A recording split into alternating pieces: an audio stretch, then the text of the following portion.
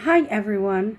This story takes place in the 1970s in Savannah, Georgia. In Surrency, Georgia, which was a small town in Savannah that was named after the family. Now, Alan Powell Surrency was the town's founder and a sawmill operator. He constructed a 2-story farmhouse next to the train tracks. The Surrency family was just an average family until things took a turn.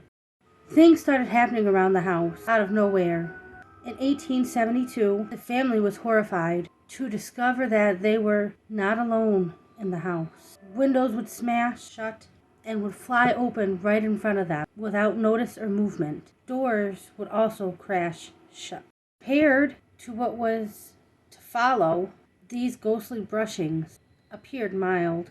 Things gradually deteriorated as items tumbled off shelves and an antique clock would only strike 13 with the hands just swirling madly.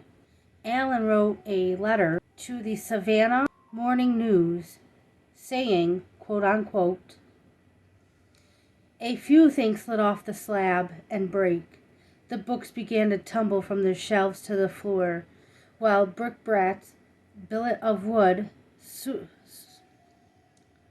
smoothing irons, biscuits, potatoes, tin pans, water, buckets, pitchers, etc., began to fall in different parts of the house.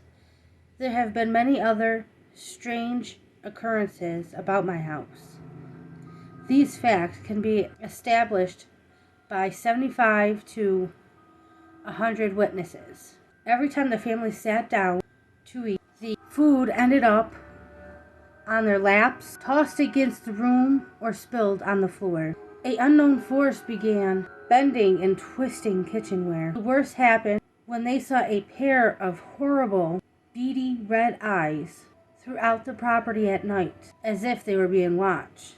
While the family struggled in vain to sleep, weeping voices and violent yells shattered the night. Outside the bedrooms, boot sounds would approach, walking along the hallways. The family became nervous every time the sun went down. They were losing sleep and even losing their appetites. A ghost with no hands chased one of the sons down the hallway one night. Many people thought it was made up, until hundreds of people traveled from all around the world to witness it. Immediately it grew in popularity as a tourist destination. Scientists, researchers, spiritualists, mediums, and religious organizations were all drawn to this house. They each had their own experience and opinions about how the house became possessed. Surrency was said to worship the devil, according to one theory. Some speculated that the family was highly psychic and that the spirits were attempting to assist them. The spirits were extremely agitated since the family couldn't help them. The spirit got increasingly aggressive, focusing on the little girl. They would grab her covers and flip their bed sideways in the middle of the night, and also would start yanking her hair and causing her pain. The family ultimately made their decision to relocate. On that particular day, the ghost had other ideas. On the day they decided to relocate, a fireplace rod was removed from its resting position and floated down the hallway and repeatedly striking one of the boys in the head.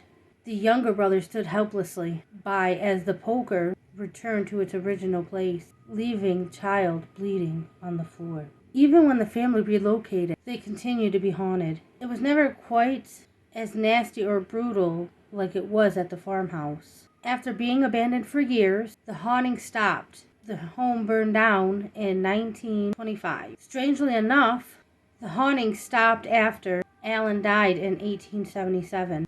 Now, near where the house burned down, a yellow ball of light could be seen, floating above the nearby railroad. That's it for today, you guys. Like usual, let me know if you have any stories or any places you would want me to go visit. Until next time, YouTube.